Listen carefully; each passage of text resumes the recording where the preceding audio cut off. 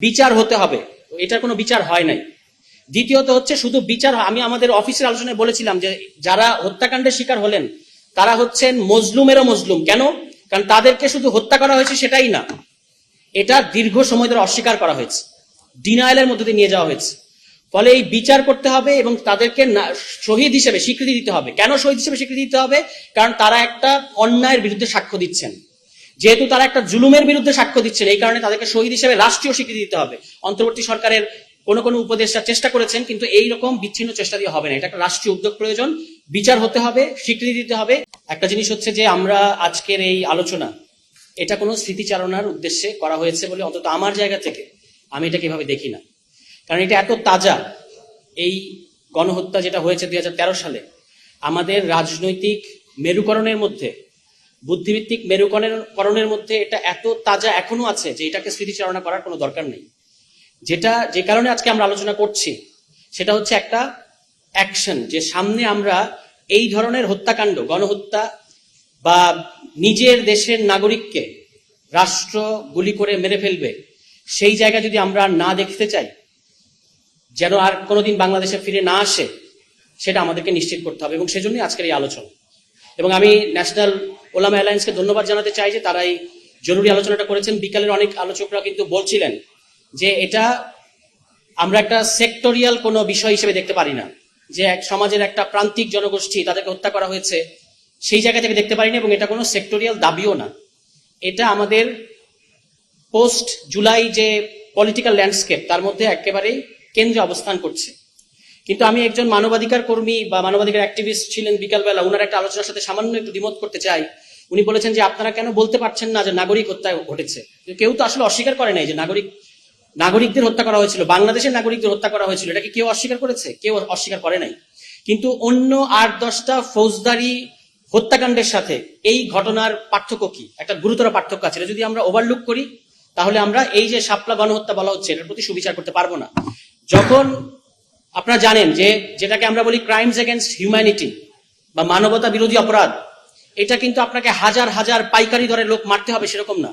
এটাকে বলা হয় সিস্টেমেটিক এবং ওয়াইড স্প্রেড যে কোনো ক্রাইম হচ্ছে ক্রাইমস এগেনস্ট হিউম্যানিটি, যেটা আপনার দেশে যুদ্ধ নাই কিন্তু একটা নর্মাল সময়ে আপনার রাষ্ট্র, আপনার সরকার ওই দেশের জনগণের উপরে এই ধরনের একটা হত্যাকাণ্ড চাপিয়ে দিচ্ছে, এটাকেই বলা হয় ক্রাইমস এগেনস্ট হিউম্যানিটি। এবং সেটা ওয়াইড স্প্রেড হতে হয় এবং সিস্টেমেটিক হতে হয়, এবং যেই জনগোষ্ঠী আক্রান্ত, যে জনগোষ্ঠীকে টার্গেট করা হয়েছে তাদেরকে কোনো একটা তকমা দিয়ে তারপরে হত্যাকাণ্ড ঘটানো হয়েছে। আপনি হিন্দু, এই কারণে আপনাকে মেরে ফেললাম; আপনি হেফাজত এবং মুসলিম জঙ্গি, এই কারণে আপনাকে মেরে ফেললাম; অথবা আপনি ইহুদি, এইভাবে কোনো একটা বর্গীকরণ করে তারপর যাদেরকে হত্যাকাণ্ড বা এরকম পারসিকিউশনের মধ্যে নিয়ে যাওয়া হয়, সেটা হচ্ছে ক্রাইমস এগেনস্ট হিউম্যানিটি। এবং ফৌজদারি অপরাধের সাথে তার গুরুতর পার্থক্য আছে, এটা যেন আমরা ভুলে না যাই।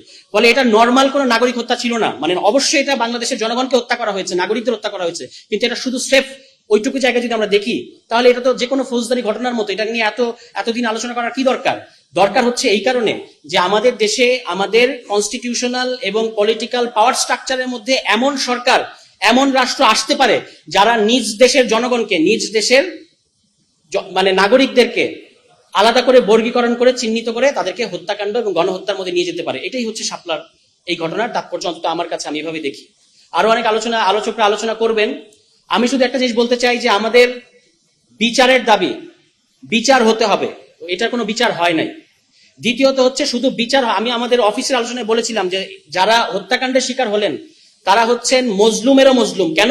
কারণ তাদেরকে শুধু হত্যা করা হয়েছে সেটাই না, এটা দীর্ঘ সময় ধরে অস্বীকার করা হয়েছে, ডিনায়ালের মধ্যে দিয়ে নিয়ে যাওয়া হয়েছে।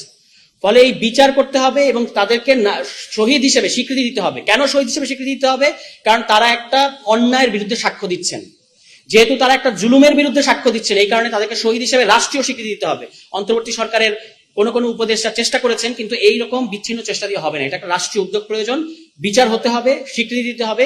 এবং সর্বশেষ সেটা হচ্ছে আমাদের দেশে আমরা কোনো ইসলাম বিদ্বেষকে আর কোনোদিন অ্যালাউ করবো না। কারণ এটা এমনকি সেকুলার লিবারেল যে প্যারাডাইমে আমরা চিন্তা করি তার অনুযায়ীও এটা একটা বর্ণবাদ, এটা একটা হেট স্পিচ।